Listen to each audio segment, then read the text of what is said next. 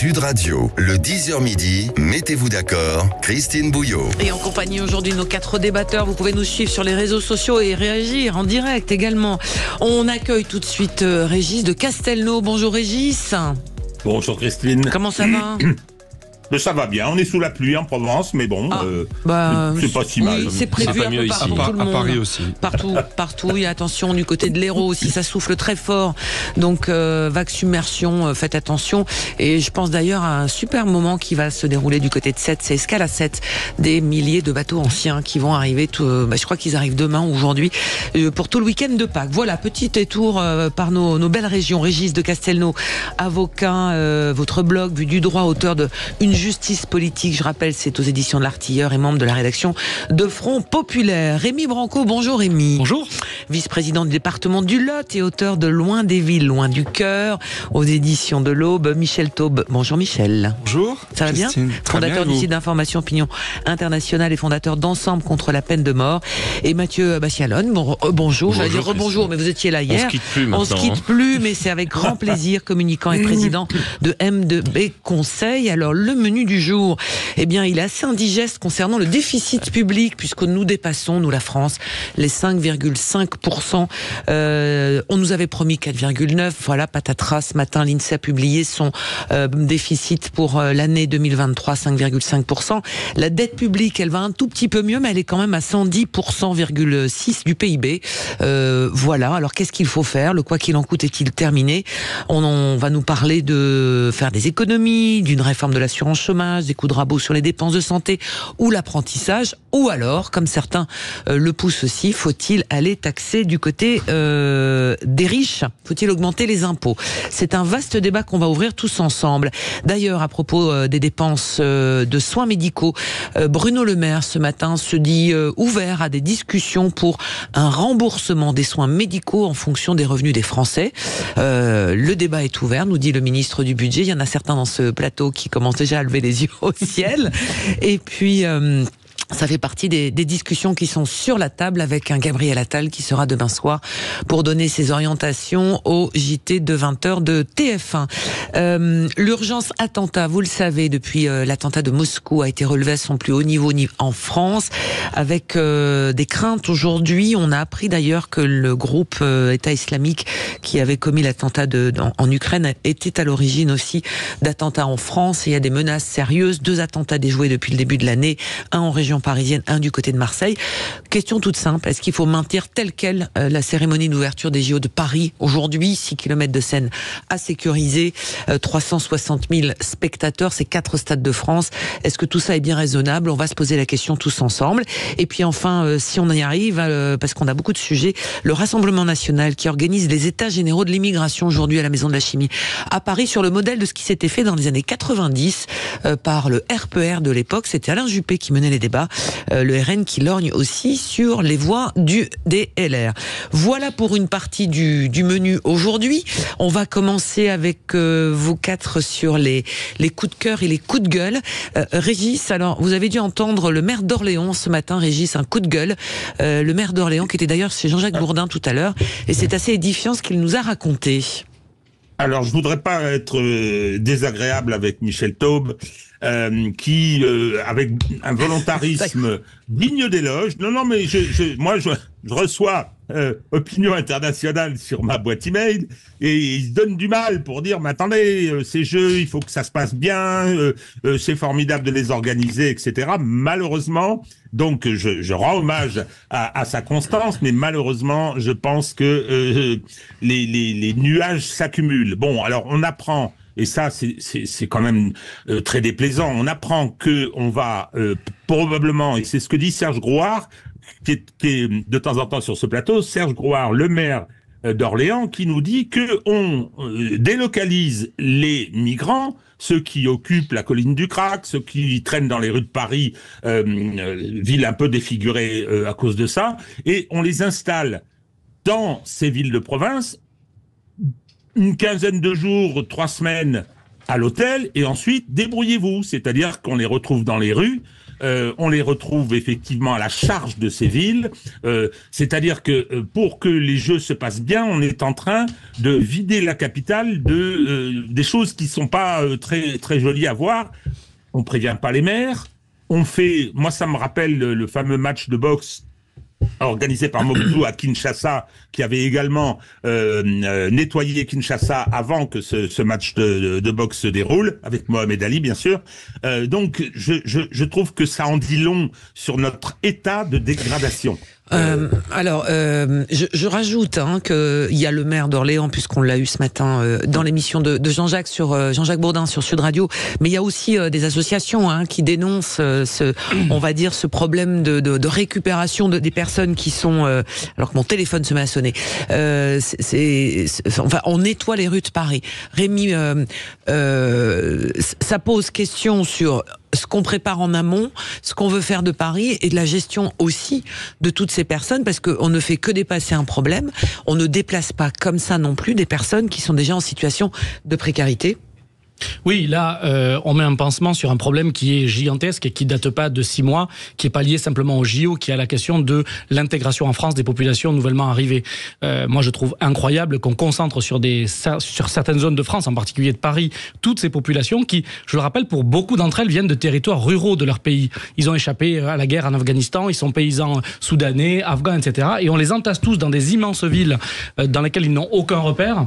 Et moi, je trouve qu'on a raté quelque chose, évidemment, depuis 30 ans. C'est pas l'immigration qu'on a raté, j'en suis issu comme portugais, c'est l'intégration. Et c'est cette intégration qu'il faut aujourd'hui travailler, y compris avec ces migrants nouvellement arrivés, partout en France, dans chacun des départements. On devrait organiser cette venue des populations parce qu'on en a besoin. Alors, je rajoute également qu'il avait été décidé en mars de l'an dernier des SAS régionaux. Il y en a 13 en France, puisque aujourd'hui, il y a aussi du côté de Strasbourg, on parle de ces SAS régionaux, de l'arrivée de ces personnes qui viennent, on va dire, de la région parisienne ou du centre de Paris, 13 SAS régionaux, mais avec des SAS régionaux qui sont eux-mêmes déjà un peu chargés. Mathieu. Oui, Régis a raison de mettre l'accent sur ce dispositif où on voit en réalité qu'il faut faire place nette. Il y a un côté village Potemkin un peu là-dedans. On exclut un peu la misère pour montrer en fait une image glamour sympa à l'international. De Paris, quoi. Et en fait, exactement, c'est ça. Et ça pose question sur ces événements. Normalement, les Jeux Olympiques et comme tous les événements sportifs sont censés être, si je prends les plaquettes, des événements populaires, inclusifs et plein d'autres mots formidables. Et en réalité, on voit bien que ils se font de plus en plus sans les populations, voire contre les populations.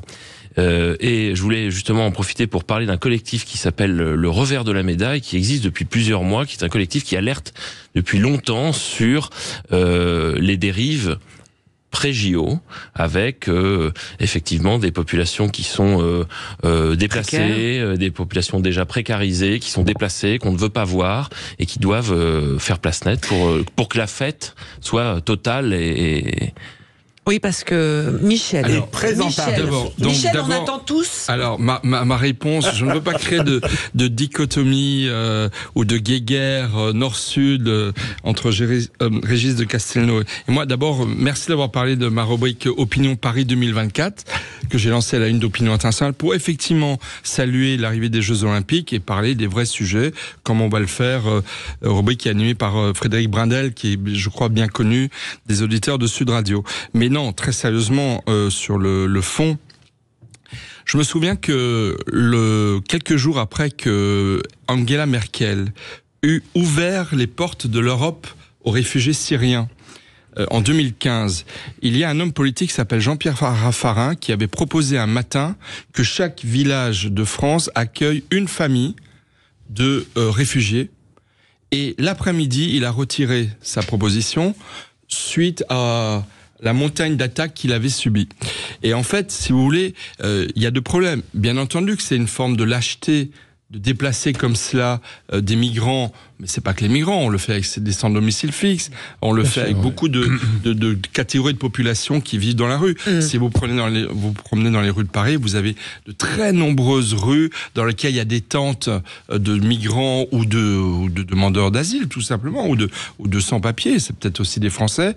Et donc il y a une forme de lâcheté, mais en même temps, c'est vrai qu'il y a une telle pression migratoire qui est devenue tellement importante Et les Jeux Olympiques imposent tellement de règles de sécurisation. Je rappelle que le Parlement a voté l'année dernière une loi spéciale Paris 2024 qui prévoit de toute façon des dérogations aux règles de droit dans plein de domaines. Sauf un, le politique n'a pas osé imposer l'interdiction du droit de grève pendant les Jeux Olympiques. Ça, ils n'ont pas osé. Oui. Mais en revanche, modifier la législation sur notamment les données cryptées, sur des conditions de transport, etc., ça, ils y sont allés. Mais effectivement, il y a un problème de gestion des flux migratoires qui va être très, très important à l'approche des Jeux Olympiques. Voilà, on va y revenir sur ce sujet-là, évidemment, parce que les JO, on va parler la question de la sécurité tout à l'heure avec vous quatre sur Sud Radio. Dans un instant, on continue notre débat avec les coups de cœur et les coups de gueule des débatteurs du jour. On va parler du rapport de la défenseur des droits. C'est pas brillant aujourd'hui. À tout de suite après l'info sur Sud Radio. Sud Radio. Sud Radio. Parlons vrai. Parlons vrai. Sud Radio. Parlons vrai. Sud Radio, le 10h midi, mettez-vous d'accord, Christine Bouillot. Avec Régis de Castelnau, avocat, auteur d'une justice politique et membre de la rédaction de Front Populaire, Rémi Branco, vice-président du département du Lot et auteur de Loin des villes, loin du cœur, Michel Taube, fondateur du site d'information Opinion Internationale, fondateur d'Ensemble contre la peine de mort, et Mathieu Bachalon, communicant, président de M2B Conseil. On en était à notre tour de table des coups de cœur et des coups de gueule. Mathieu, un coup de gueule, je le disais avant l'info de 11h, c'est le rapport de la défenseur des droits qui a été publié ce matin. Alors, rappelez rapidement juste qu'est le défenseur des droits. C'est effectivement une autorité indépendante qui remet chaque année un rapport qui est un petit peu le baromètre de l'état des droits en France. Et il est mauvais. Alors, en fait, il est mauvais malheureusement, en fait, quasiment tous les ans, et d'ailleurs la défenseur des droits dit qu'il y a une tendance d'accélération, de remise en cause de l'état de droit et des droits dans le pays.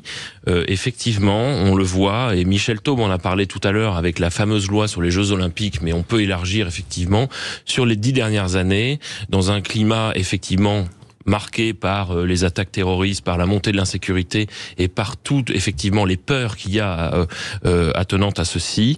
Il y a une dérive des pouvoirs publics de faire des lois qui sont de plus en plus liberticides, et on le voit aussi avec les Jeux Olympiques. Deux focus, un focus sur les relations qu'ont les Français avec les pouvoirs publics et l'exercice de leurs droits. Beaucoup de Français n'arrivent pas, en fait, à faire valoir leurs droits, et c'est un vrai sujet, ce sujet de l'accès aux droits. On voit un pays fragilisé où les colères montent, et il semblerait que cela pourrait être une solution de rendre effectifs ces droits. Et la deuxième chose, il y a un focus sur les violences lors des manifestations. On l'avait vu, on l'avait pressenti lors des Gilets jaunes, où il y avait eu quand même des dérives des forces de l'ordre. Et vous en parliez hier, justement, Christine, aussi, avec la manifestation concernant la 69, où une consoeur de France 3 a été violentée. Le défenseur des droits revient sur ces questions-là en disant que la déontologie policière n'est pas toujours parfaite. Voilà, le rapport, je vous invite à le lire, il est publié sur le site. Un gros rapport qui est effectivement en ligne et que tous les Français peuvent lire avec attention. C'est très bien sourcé, très bien. Et on rappelle aussi que la défenseur des droits peut être saisie pour tous les sujets qui vous concernent, si c'est votre cas. Michel, on les avait un peu oubliés, mais les non, justement pas, on ne les oublie pas. Non, mais dans l'actualité, ils sont sortis des radars parce qu'ils travaillent, mais c'est surtout l'ouverture aujourd'hui du congrès de la FNSEA du côté de Poitiers. S'ouvre cette semaine, va se tenir cette semaine le congrès de la FNSEA à Dunkerque. À Dunkerque, pardon. FNSEA qui est la plus grosse organisation d'agriculteurs en France, et c'est une semaine importante, non seulement à cause de ce congrès, mais aussi parce que vendredi, à son retour de son voyage d'État au Brésil, le Conseil des ministres va adopter le projet de loi d'orientation agricole promis depuis les premiers jours de la colère agricole qui était attendue initialement avant le salon de l'agriculture, qui a été reporté. Donc voilà, c'est une semaine importante, et c'est tout simplement pour dire, je sais que Sud Radio était très présent pendant le salon de l'agriculture. Voilà, nous sommes à leur côté, il faut les soutenir. Il y a une colère agricole légitime à laquelle il faut répondre. Et et sur laquelle je pense qu'à ce jour, le gouvernement n'a pas encore répondu, ni l'Union européenne d'ailleurs, ni la France ni l'Union européenne n'ont suffisamment répondu. Et donc voilà, c'est une semaine importante et je suis sûr que le congrès de la FNSEA qui se tient à Dunkerque sera un moment de rappel à l'ordre des politiques sur il faut entendre, écouter et aider nos agriculteurs. Et nos ruraux. Et nos ruraux. Et nos paysans. Rémi, on va Rémi avoir Branco. une belle séance de caïnothérapie, sans doute, du ministre et du gouvernement. On l'a eu au sein de l'agriculture parce qu'il fallait pas trop qu'il y ait de débordements. Résultat, il y en a eu quand même. On va en faire à la FNSEA au Congrès, mais il y aura sans doute des débordements. Pourquoi ? Parce qu'entre-temps, qu'est-ce qu'on a fait ? C'est sorti des radars, c'est vrai, l'agriculture pendant 15 jours. Eh bien, la majorité a fait voter l'accord de libre-échange avec le Chili pour faire venir du poulet. Est-ce qu'on en a besoin ? Je suis pas sûr. Du bœuf, est-ce qu'on en a besoin ? J'en suis pas sûr. Bref, des produits qu'on a déjà ici, qu'on va faire venir. Alors, j'ai pas mesuré en termes de kilomètres combien ça fait, mais c'est comme la Nouvelle-Zélande, ça doit faire 10 000, 15 000 kilomètres. Faire venir des produits moins chers qui vont concurrencer les nôtres avec des normes qui n'ont rien à voir, qu'elles soient sociales ou environnementales, avec les nôtres. Il est temps qu'on arrête ces traités de libre-échange quand ils n'y ont pas de clause miroir, c'est-à-dire quand on ne demande pas aux autres la même chose qu'on demande à nos agriculteurs. Et ça, que vous fassiez tous les congrès de la FNSEA que vous voulez, tous les beaux discours, toutes les lois, tant qu'on maintient ce déséquilibre et ces injustices, vous aurez des manifestants, des agriculteurs sur les ronds-points, sur les barrages de France. Et ils auront raison, parce que cette hypocrisie, elle a trop duré. Oui, mais est-ce qu'on a besoin on n'a pas besoin du lithium chilien, par exemple ? Ah ben, Pour nos batteries. C'est une vraie question, mais la question c'est qu'est-ce qu'on met en face. Et vous remarquerez que dans la plupart des débats, le Mercosur, c'est vendons des voitures allemandes au Brésil, très bien, et en échange, on sacrifie quoi ? Nos agriculteurs. Vous remarquez que c'est tout le temps nos produits agricoles qui sont sacrifiés. Monsieur Branco, vous êtes un social-démocrate. Oui. Voilà. Vous savez très bien que, contrairement à ce que disent certains qui veulent jouer sur la démagogie et qui font du populisme sur le dos des agriculteurs, c'est que on a besoin aussi pour nos paysans français d'être ouverts sur le monde. Donc, si vous voulez, moi je suis pour un libre-échange raisonné et organisé C'est pas le cas, vous êtes d'accord ? Bah, je sais pas, moi, je suis pas rentré dans les détails des clauses. Oui, mais le Chili, c'est quand même des pays d'Amérique latine qui est le mieux organisé, où ils ont aussi des exigences environnementales. Après, s'il n'y a pas de clause miroir, oui, moi, j'ai plus confiance dans les Chiliens qui ont aussi des pressions et un pouvoir qui est plutôt très à l'écoute des questions environnementales. Donc voilà, mais je suis d'accord avec vous, sous réserve de ces clauses miroirs, il ne faut pas non plus fermer les frontières. Mais on est bien d'accord. Je ne suis pas du tout pour fermer les frontières, y compris parce que nos agriculteurs ont besoin d'exporter. Alors, Régis, parce que vous êtes à distance et je vous vois fulminer. Mais non, je fulmine pas parce que c'est une situation, enfin, je veux dire, un libre-échange raisonné, nous dit Michel. Bon, ça peut s'appeler le protectionnisme raisonné, hein. Oui, donc, bien sûr. mais ça, c'est l'horrible mot, le protectionnisme. Non, pas du tout. Donc, on est la souveraineté, rattaché, c'est la souveraineté. On est ligoté par des normes qui sont en général européennes, et donc, effectivement, on se retrouve en déséquilibre. Ce sont des traités inégaux, comme disaient les Chinois au 19e siècle. Ce sont des traités inégaux. Allez, j'ajoute, petit détail aussi, c'est que le Sénat a voté contre. Alors, il n'a pas un pouvoir direct normatif, le Sénat, mais il a voté contre le traité CETA, je crois que c'est comme ça qu'il s'appelle, avec le Canada, et Madame Ayer, tête de liste de Renaissance, c'est-à-dire macroniste, est venue dire « Oh, mais ça, c'est pas grave, on appliquera quand même. Bravo. » Les Français adorent ce genre de situation. Non, je crois que ces traités, c'est un véritable problème. Et Michel, ça n'empêche pas la qualité, y compris l'histoire de notre agriculture n'empêche pas d'être ouvert sur le monde. Simplement, on est ligoté par des réglementations que les partenaires n'appliquent pas. Bon, donc c'est déséquilibré, c'est tout. On y reviendra cette semaine sur cette loi agricole et sur ce congrès de la FNSEA. On va rester on va rester sur encore un coup de gueule finalement, un peu tout le monde aujourd'hui. Vous n'avez pas trouvé de coup de cœur, c'est dommage. Le report de la loi. Si, moi, mon coup de cœur, c'était pour les paysans. Oui. Ah si. Le paysan, mais oui, voilà. On les a oubliés, mais vous avez des doutes sur la loi. Voilà. Non, mais sur la loi qui arrive. Il y avait du cœur. Il y avait du cœur. Alors, il me reste 30 secondes avant de faire la pause. On me fait signe. On va la faire, Rémi. Et puis, on va s'intéresser à votre coup de gueule. On va parler de la loi grand âge. Elle est promise depuis un petit moment. 2018. 2018, voilà. Il faudra encore attendre un peu. Allez, à tout de suite. Sud Radio, votre attention est notre plus belle récompense. Vous êtes vraiment une radio exceptionnelle et merci à vous de donner la parole aux auditeurs puisqu'on en a vraiment besoin. Sud Radio, parlons vrai.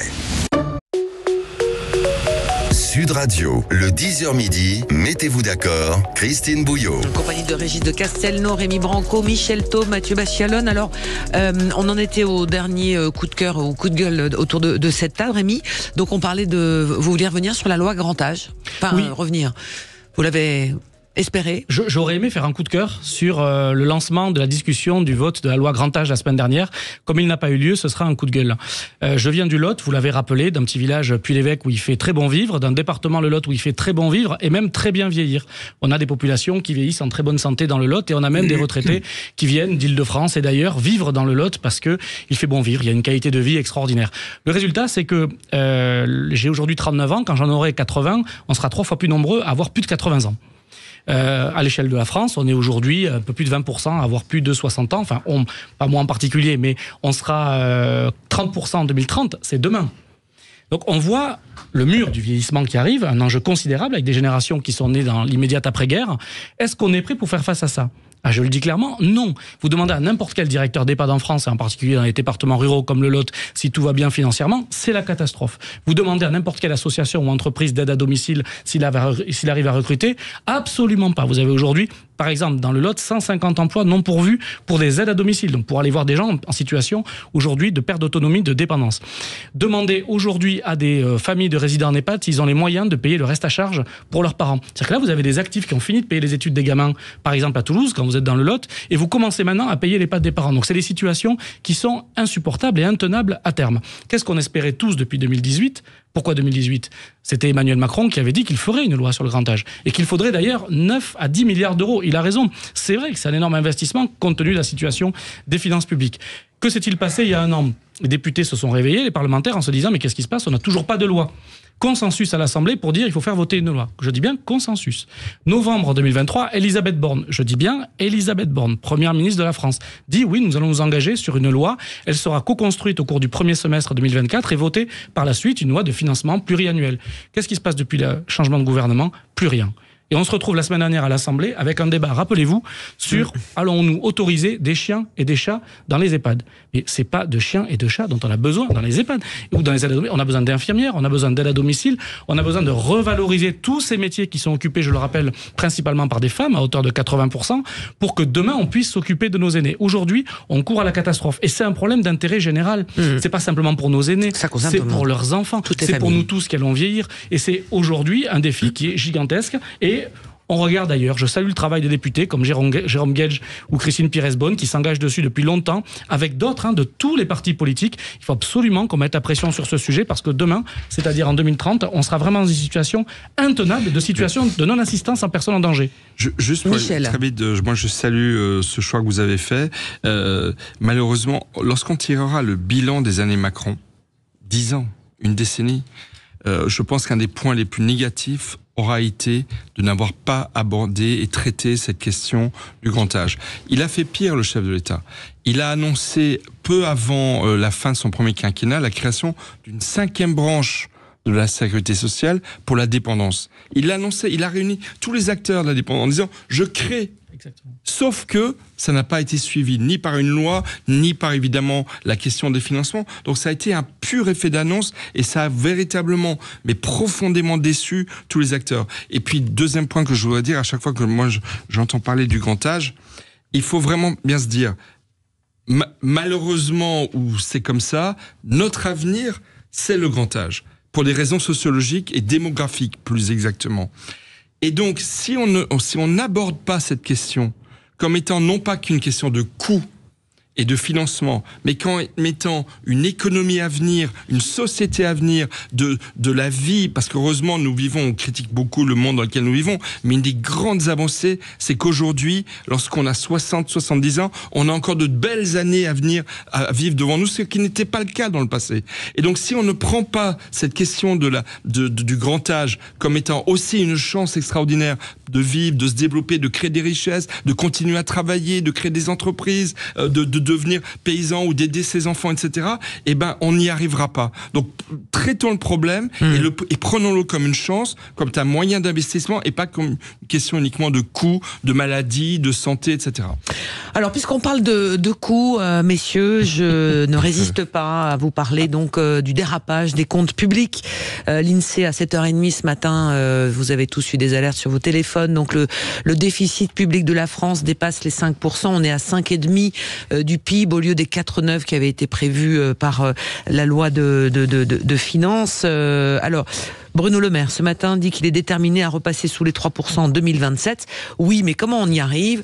On doit faire des économies. Est-ce qu'on coupe dans les dépenses, notamment sociales, ou est-ce qu'on décide d'augmenter les impôts ? C'est un peu binaire, ce que je vous propose comme débat, mais on en est un peu là, Régis, quand même.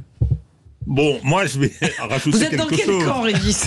Ma chère Christine, je vais rajouter quelque chose. Moi, je suis dans le camp du 3e âge où je suis rentré en attendant le 4e. Bien, donc, je suis entièrement d'accord avec ce qui a été dit précédemment, mais c'est très bien, ça s'enchaîne, parce que c'est quand même aussi, et Michel a raison, il y a une dimension culturelle, quasi anthropologique, avec cette vie espérance de vie qui augmente, mais c'est une question d'allocation de ressources aussi. C'est une question financière. Et, première observation que je me fais, mais qui sont ces gens ? C'est-à-dire qu'il a fallu que les sénateurs aillent à Bercy se faire expliquer les choses et ressortent épouvantés. On a des gens dont on a l'impression qu'ils n'avaient rien prévu ou qu'ils sont incapables de gérer aujourd'hui les finances de l'État. Et nous avons, ça a été sur une autre chaîne, j'ai vu que Bruno Le Maire s'était fait interpeller, mais ça fait 7 ans que vous êtes ministre des Finances. Il passe son temps à dire, vous inquiétez pas, l'emploi revient, vous inquiétez pas, il n'y a pas d'inflation, vous inquiétez pas, notre déficit, il sera contenu. Ce type est un pitre. Il faut les dire comme les choses comme elles sont. C'est extraordinaire. Il est totalement déconsidéré. Alors, je ne vais même pas revenir sur ce qu'il nous avait dit de l'économie russe, mais comment se fait-il que ces gens, là, tout d'un coup, il faut que l'INSEE tire la sonnette d'alarme, alors que tout ça aurait dû, en tout cas, être prévisible. On est dans une situation extrêmement difficile. Alors, pour la fin du mandat d'Emmanuel Macron, qui n'est pas renouvelable, rappelons-le, il va falloir qu'il aborde cette question. Alors, hop, diminution des dépenses sociales et augmentation des impôts. Quelle jolie perspective. Ça, c'est vrai. Alors, que le macronisme, c'est enthousiasmant. Sur les dépenses sociales, visiblement, tout le monde est un peu d'accord là-dessus, mais sur les impôts, non, on n'est pas trop dans le camp de la majorité présidentielle. Il y en a pas des moindres. François Bayrou, la présidente de l'Assemblée nationale, qui disent il faut augmenter les impôts. Est-ce que vous voyez quoi, vous, comme porte de sortie pour amener tout ça ? Je crains qu'on ait les deux, en définitive. On est à la fois à la baisse des dépenses sociales et l'augmentation des impôts. Moi, je trouve effectivement qu'on a un Bruno Le Maire qui parle beaucoup, qui est là depuis 7 ans, et en réalité, le bulletin de notes tombe, et l'élève parle beaucoup, mais les résultats ne sont pas là. Et pourquoi je parle d'élèves ? Parce qu'en fait, derrière tout ça, il y a les agences de notation qui vont, d'ici quelques semaines, donner la fameuse note concernant la France, vous savez, Standard & Poor's, Fitch, Moody's, et j'ai l'impression d'avoir au gouvernement, Monsieur Cazenave, Monsieur Le Maire, qui sont des petits-enfants apeurés, qui attendent fébriles les notes de ces agences de notation. Alors, j'aurais pu faire un coup de gueule là-dessus, mais rappelez que c'est des agences de notation dont l'indépendance est un petit peu contestée, qui ne sont élus par personne, qui sont et qui dégradent à foison les notes. Alors certes, le déficit de la France est en mauvais état, abyssal, mais je pense qu'il y a une surréaction, comme toujours, de la part des pouvoirs publics vis-à-vis d'un temps médiatique qui leur est imposé. Et donc là, on ouvre une séquence qui est la séquence de il y a plus d'argent, ça coûte un pognon de dingue, et on va rouvrir cette séquence-là jusqu'à ce qu'il y ait autre chose. Et effectivement, ça fait 7 ans que les politiques économiques sont censées être menées, sont censées être sur des rails, et on se retrouve avec cette situation-là. Et je crains malheureusement que les Français payent l'addition doublement, et dans un contexte social déjà très très compliqué. Alors, le Premier ministre sera demain soir sur TF1, mais j'avais une question très rapide comme ça. Qui a dit ça ne peut pas être open bar ? Qui a dit ça ? Bruno Le Maire, c'est ça ? Non. Bravo Michel. J'ai pas fait On y ça. revient. C'était la déclaration du ministre de l'économie et des finances ce matin chez des confrères, et on y revient dans un instant. On va savoir pourquoi il a dit ça à propos du déficit des comptes publics, du déficit qui est à 5,5% du PIB. Depuis 1974, nous vivons en déficit. C'est terrifiant. Allez, à tout de suite. Sud Radio, le 10h midi, mettez-vous d'accord, Christine Bouillot. Sud Radio fête son arrivée à Lyon sur 105.8 FM. Toute la journée du 28 mars, Sud Radio sera en direct du salon Made in PME à Lyon Eurexpo avec Jean-Jacques Bourdin, André Berkoff, Cécile de Ménibus et Philippe David. Et le 29 mars, retrouvez Patrick Roger dès 6h30 pour un grand matin Sud Radio spécial à Lyon sur le 105.8. Sud Radio, le 10h midi, mettez-vous d'accord, Christine Bouillot. En compagnie de Mathieu Bachalion, Michel Taube, Rémi Branco, Régis de Castelnau. Nous étions donc à cette petite phrase, puisqu'on parle de notre déficit public, mauvaise note, on est à plus de 5,5%. C'est l'INSEE qui publie son chiffre ce matin. Et donc, question, faut-il rogner sur les dépenses ? Est-ce qu'il faut augmenter les impôts ou les deux ? Alors, la petite phrase de Bruno Le Maire ce matin, ça ne peut pas être open bar à propos des remboursements des soins médicaux. Il se dit ouvert à la discussion autour de cette question du remboursement en fonction des revenus, la fin de l'universalité face aux soins finalement. Ça fait partie des pistes envisagées et sur lesquelles il veut ouvrir le débat. La TVA sociale aussi était dans les tuyaux. Ce matin, chez Jean-Jacques Bourdin, l'invité politique Clément Beaune, l'ancien ministre des Transports, redevenu député, souhaite lui un débat autour de la fiscalité et de l'impôt sur le revenu, ou en tous les cas l'impôt des plus riches. Ce débat-là est ouvert. On sent bien que toutes les pistes sont ouvertes. Mais y a-t-il un cap pour redresser les comptes publics ? Régis, payer plus ces soins médicaux. On va commencer par le début. Alors, payer plus en fonction de ses revenus. Si vous voulez, mais je trouve ça tellement choquant. C'est d'abord démagogique. On va faire payer les riches. Je voyais Raphaël Glucksmann faire scander ça. Faisons payer les riches. Ce sont en général des pansements sur des jambes de bois, parce que c'est un système qui ne fonctionne pas. Et puis il y a des principes, c'est ceux de l'égalité devant les charges publiques. C'était comme quand on voulait restreindre en fonction des revenus, on voulait restreindre les allocations familiales ou des choses comme ça. Non, égalité devant les charges publiques, parce que c'est le choix des uns et des autres. Effectivement, si vous avez des revenus plus importants, c'est aussi parce que vous avez peut-être un certain nombre de mérites qui vous le permettent. Moi, je suis d'accord que pour la proportionnalité, à commencer par les impôts qui sont non seulement proportionnels, mais progressifs. Mais il y a des principes devant les charges publiques. Faut pas toucher à ce genre de choses. C'est le modèle de l'universalité française. C'est comme ça. Donc aujourd'hui, on va faire des segmentations. Parce que vous gagnez plus, vous gagnez autant. Et puis comment va-t-on calculer ? Moi, je suis totalement opposé parce que y compris, on porte atteinte à des principes, et ensuite ce seront des pansements sur des jambes de bois. Oui, avec donc Bruno Le Maire qui rappelle que la franchise médicale de 50 centimes est passée à 1 euro pour les médicaments, et qui surtout explique que les Français ont trop de médicaments dans leur pharmacie, et que ça pèse sur les comptes publics. Le doublement de la franchise médicale a rapporté plus d'1 milliard d'euros à l'État, a expliqué le ministre, alors pas des comptes publics, mais du budget. Michel. Mais je trouve cette question des médicaments quand même extraordinaire. Parce qu'effectivement, il est choquant de remettre en question ce principe d'universalité, de gratuité des soins. Gratuité qui n'est plus tout à fait le cas, puisqu'encore une fois, il y a cette franchise et il y a d'autres petites entourloupes. Mais quand même, on est quand même dans un système extraordinaire, qui est un des meilleurs au monde en termes de gratuité des soins.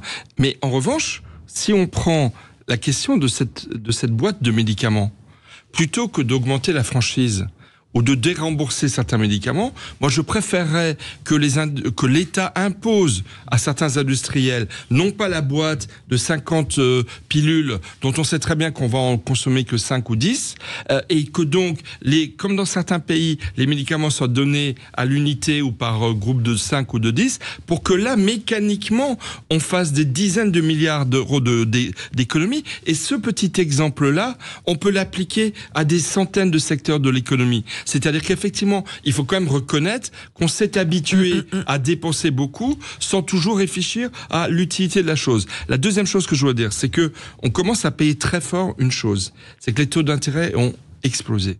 Et en fait, l'État français a vécu pendant des années sur une illusion de l'argent non seulement gratuit, mais même qui rapportait, puisque les taux d'intérêt étaient négatifs. Donc en fait, si vous voulez, prêter à la France, emprunter, ça nous rapportait de l'argent. Mais là, c'est terminé, les taux d'intérêt ont augmenté, et donc la dette publique augmente de façon extrêmement importante. Et donc, on est dans une forme d'impasse qui va, à mon avis, durer un certain temps. Et le troisième point, la grande question, c'est effectivement, où est-ce qu'on va faire des économies ? Qui va bien vouloir faire des économies ? Qui va consentir à réduire de quelques milliers, dizaines de milliers le nombre de fonctionnaires ? Oui, mais dans quelle administration ? Quelles dépenses on va rogner ? Michel. Et ça, personne ne veut y répondre. La question, si on le disait tout à l'heure avant la pause, depuis 1974, on est en déficit, ça ne nous a pas empêché quand même d'avancer. Donc est-ce que c'est si grave que ça, docteur, finalement ? Je prêche le faux, ou en tous les cas, je pose la question de cette manière-là, ou est-ce que ça handicape aussi nos investissements, puisqu'aujourd'hui, il faut faire tourner la machine de l'État avec une dette, mais notre capacité d'investissement, c'est pourquoi on s'endette ? Dans quel but ? C'est pourquoi on s'endette, et puis il faut regarder les choses de façon plus globale. Une dette importante quand on a des actifs importants, ce qui est le cas de la France, c'est moins grave qu'une dette importante quand on n'a pas de moteur de production, qu'on n'a pas d'industrie, qu'on n'a pas... Parce que on sait collecter l'impôt en France, c'est pas un sujet là. Et les agences de notation dont parlait Mathieu, elles font encore confiance à la France parce qu'elles savent qu'on a aujourd'hui encore un potentiel pour lever l'impôt. Moi, ce que je trouve incroyable dans ce débat, c'est le côté pompier pyromane, quoi. On a un ministre, Mathieu l'a dit depuis 7 ans maintenant, qui nous explique aujourd'hui que c'est la panique, on n'a plus de recettes. Je rappelle que depuis 2017, depuis qu'il est arrivé au pouvoir, on a diminué les recettes fiscales de 60 à 70 milliards d'euros. On peut juger c'était positif, c'était négatif. On a supprimé une partie de l'ISF, on a supprimé les impôts sur la production. Bref, je ne ferai pas toute la liste, mais on a baissé des impôts depuis 7 ans sous Emmanuel Macron. Et aujourd'hui, on se réveille, on se dit, ah ben mince, il nous manque tant dans l'équilibre financier. Donc attention, il faut être responsable de ce qu'on a fait aussi depuis 7 ans. Ensuite, il y a la question des dépenses publiques, c'est vrai, il faut la regarder. Moi, si je regarde par exemple le crédit impôt recherche, est-ce que le crédit impôt recherche aujourd'hui, il n'y a pas d'effet d'aubaine ? Tout le monde sait que oui, qu'il faut regarder dans le détail et peut-être sans doute le modifier. Je prends cet exemple pour dire qu'il y a des impôts sur lesquels il va falloir les regarder, mais par contre, si vous me dites aujourd'hui, est-ce qu'on va les prélever sur l'hôpital ? Je ne suis pas sûr. Est-ce qu'on va prélever sur l'école ? Je ne suis pas sûr. Donc, vous voyez, on a prélevé déjà sur les universités. Hein. Sur les universités, exactement. Donc, moi, je crois aujourd'hui qu'il faut lever le tabou de la fiscalité, à la fois parce qu'on a su baisser les impôts depuis 7 ans, donc on pourrait les réaugmenter. Par contre, il y a un cap, vous parliez de cap, il y a 2 caps qu'il faut privilégier. Le premier, c'est de ne pas peser sur les ménages qui aujourd'hui sont en train de craquer. Je peux vous dire que moi, dans mon village de 2000 habitants, s'alimenter, se nourrir, se loger, ça devient exorbitant.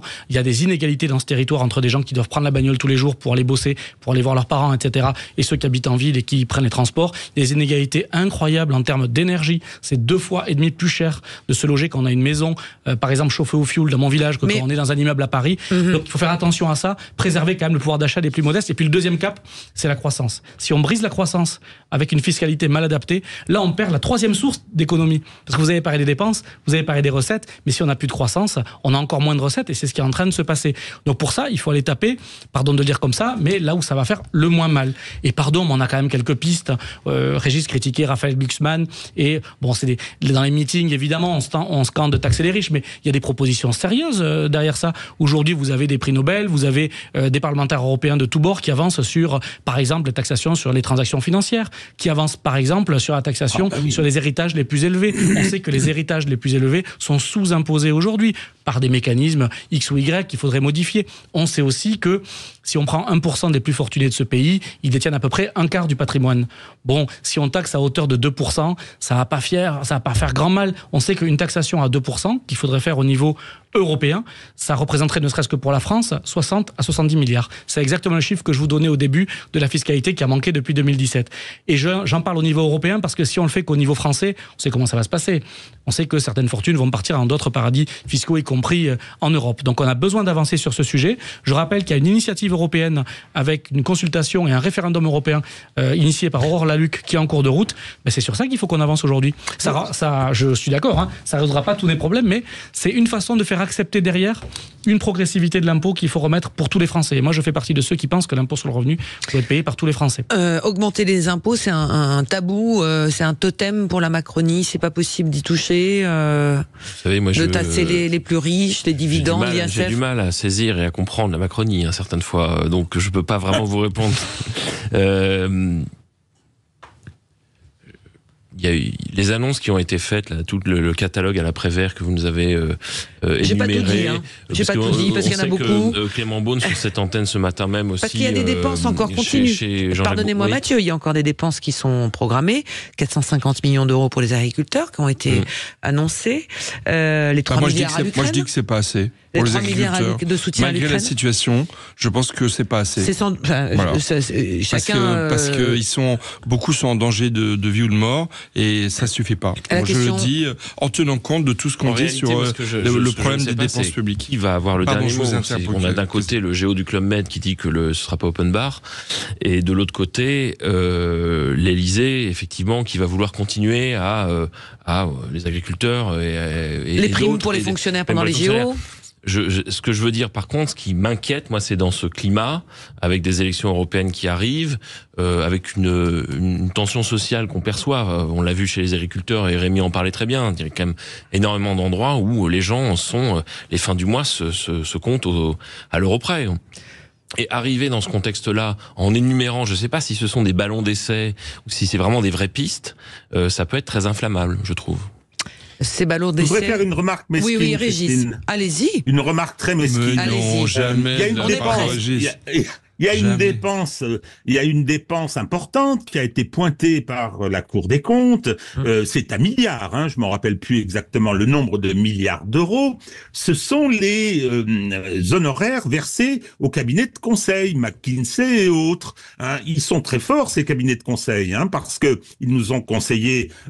C'est-à-dire qu'on a externalisé un certain nombre de choses plutôt que de les confier aux fonctionnaires nombreux dont nous disposons, et moyennant quoi on voit très bien pour quel résultat. On en avait parlé lorsqu'il y a eu le scandale après la commission parlementaire. Depuis, ça dort paisiblement, y compris dans les aspects judiciaires. Le contrôle fiscal de McKinsey, la soi-disant enquête préliminaire du PNF, on ne bouge plus. Moi, je pense que il y aurait peut-être là un endroit, avant de chercher les responsabilités pénales, il y aurait peut-être un endroit où on pourrait faire de grosses économies. Allez, dernier commentaire avec vous, Rémi et Michel, rapidement. Dans les leviers, il y en a quand même un qui s'appelle le courage politique. Michel parlait des agriculteurs. Aujourd'hui, la situation des agriculteurs, elle est injuste entre agriculteurs. Vous avez aujourd'hui des grands céréaliers qui bénéficient du système de la PAC de paiement à l'hectare.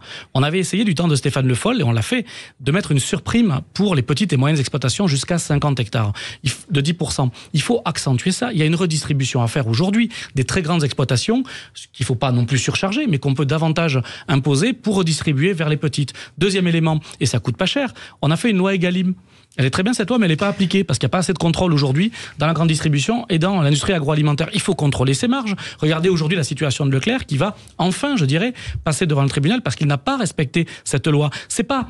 Alors ça demande peut-être l'emploi de quelques fonctionnaires à la DGCCRF pour aller faire ces contrôles, mais là je peux vous dire que c'est de l'embauche de dépenses publiques utile et qui va rapporter à l'État derrière si on réduit ses marges ou qu'on pénalise ceux qui ne les respectent pas. Juste pour terminer, Michel. Oui, juste pour dire deux petites choses, comme disait Régis sur les cabinets de conseil.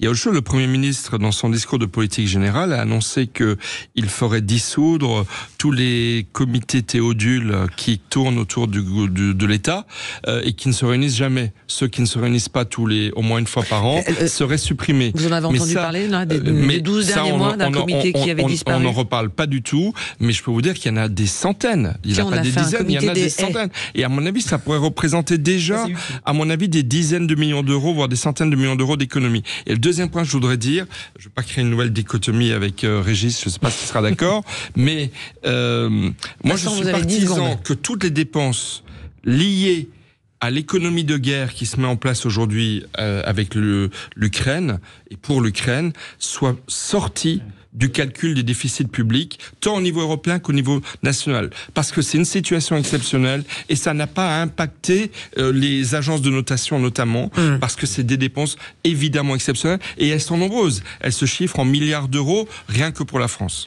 Allez, on va tourner la page de cette la page économique de cette émission. On va parler du relèvement du niveau de sécurité dans le pays après l'attentat de Moscou. On va se projeter sur les semaines qui viennent, parce que hier on a appris que 2 attentats importants avaient été déjoués en France. Donc quelle sécurité pour les Jeux Olympiques à Paris et d'une manière générale en France.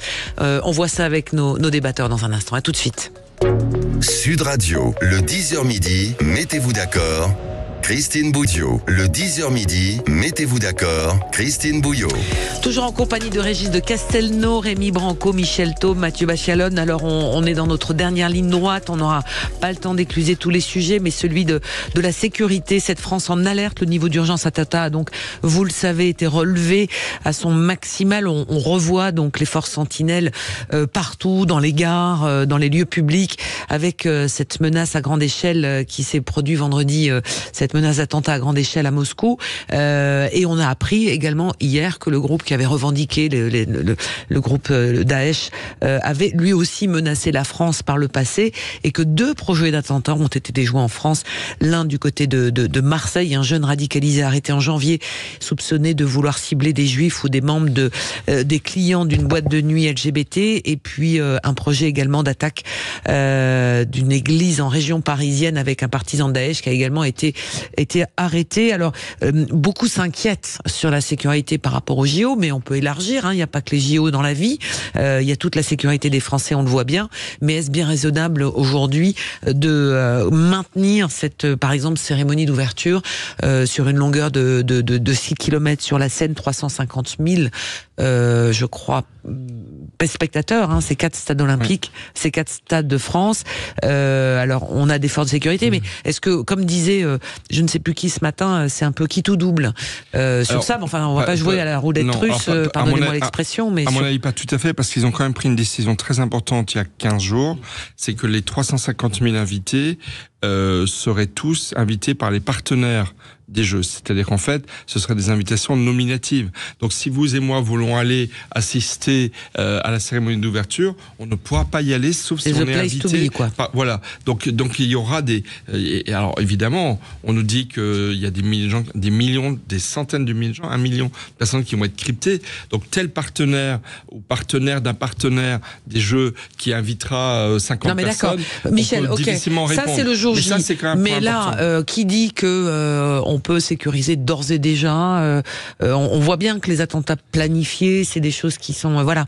Est-ce bien raisonnable? Est-ce qu'on joue à se faire peur? Je sais pas très bien comment. Ce serait capituler, à mon sens, que de renoncer à ce qui était prévu. J'ai la faiblesse de penser que les autorités ont fait le maximum et ont travaillé sur ce sujet et savent comment gérer en termes de sécurité. Donc j'aurais tendance à faire confiance au pouvoir public sur ce sujet, et renoncer à ce qui était prévu serait un signal désastreux envoyé à nos ennemis qui sont qui est Daesh. Je rappelais hier l'Euro 2016. Il y a eu la même problématique. Il y a eu les attentats, l'horreur du 13 novembre, et déjà à l'époque, on se disait mais l'Euro, on va accueillir l'Euro dans 6 mois. Est-ce qu'on va être capable de le faire? Ne faudrait-il pas annuler? L'Euro s'est merveilleusement bien déroulé. Je fais le souhait que ça se passe également comme ça pour les JO. On le souhaite tous, On le souhaite tous, bien évidemment. À mon sens, il faut ne pas être naïf. Il faut renforcer la sécurité, tout faire pour accueillir le public qui va venir du monde entier dans les meilleures conditions, mais renoncer serait un signal désastreux. Régis, alors moi est-ce que vous êtes inquiet là de ce qui se passe de la séquence depuis vendredi? Moi je suis très inquiet. Essentiellement sur les jeux, mais en général, parce que c'est vrai qu'on a tendance à oublier ce qu'a été le Bataclan. Moi, ça me l'a fait remémorer ce qui s'est passé à Moscou, où j'ai passé la soirée à chercher mes enfants pour savoir où ils étaient. Donc c'est un, je m'en suis évidemment remis, mais c'est quand même un trauma. Il y a ce qu'on a un peu oublié aussi, c'est ce qui est arrivé aux Espagnols. Vous vous rappelez, hein, oui. La guerre d'Atocha, avec des bilans monstrueux, quoi, hein, c'est-à-dire que et donc la tragédie actuelle du Moyen-Orient n'est pas de bon augure, parce que chaque fois qu'il y a des attentats, ça c'était articulé avec ce qui se passait, par exemple, au Moyen-Orient.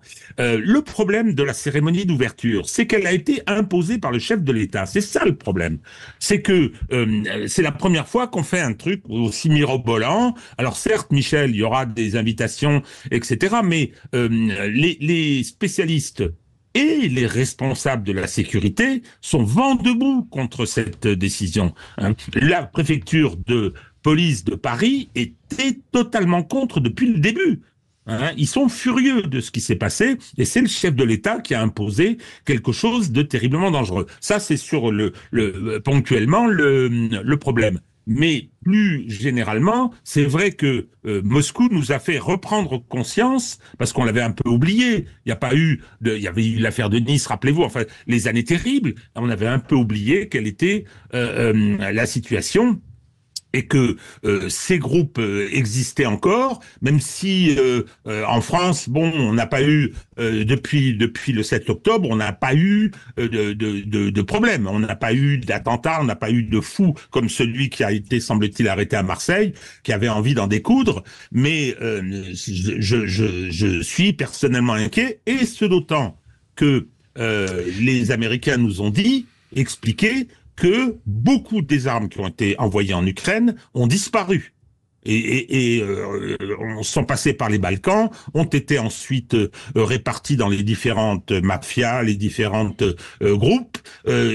Faut peut-être savoir et imaginer qu'il y a pas mal de choses qui sont... Il y a quand même une chose que Régis a dit qui n'est pas vraie du tout, excuse-moi mais je évidemment pas fait exprès. Il s'est quand même passé une chose depuis 7 octobre.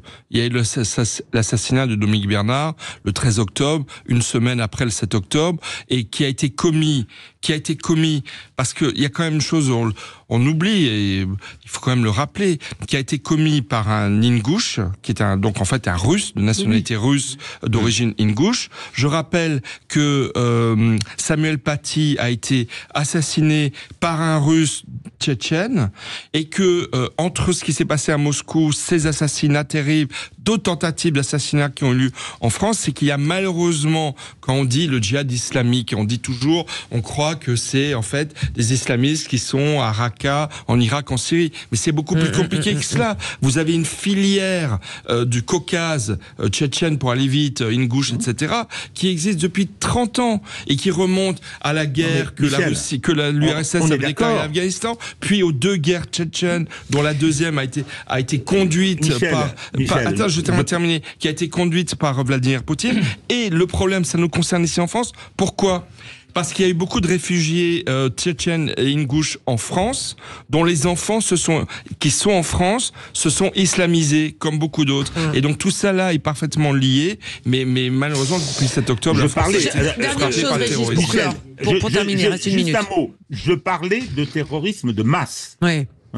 C'est ce que craignent d'ailleurs les services de renseignement. Évidemment, Samuel Paty, c'est clair, mais c'était des loups solitaires, probablement. Ce que Moscou, l'attentat de Moscou nous rappelle, c'est qu'à aucun moment il faut baisser la garde. Ce qui s'est passé en Russie, c'est que les services de renseignement étaient beaucoup plus préoccupés par l'Ukraine. S'ils avaient passé moins de temps, s'ils n'avaient pas déclenché cette guerre et qu'ils étaient restés concentrés sur la menace antiterroriste, sans doute cet attentat ne serait-il pas arrivé. En France, la garde, elle est, Mathieu l'a rappelé, depuis les attentats de 2015, au maximum. On l'a pas baissé, on a même gagné en expérience. Vous dites que la cérémonie Nice et 4 terrains, 4 stades de France.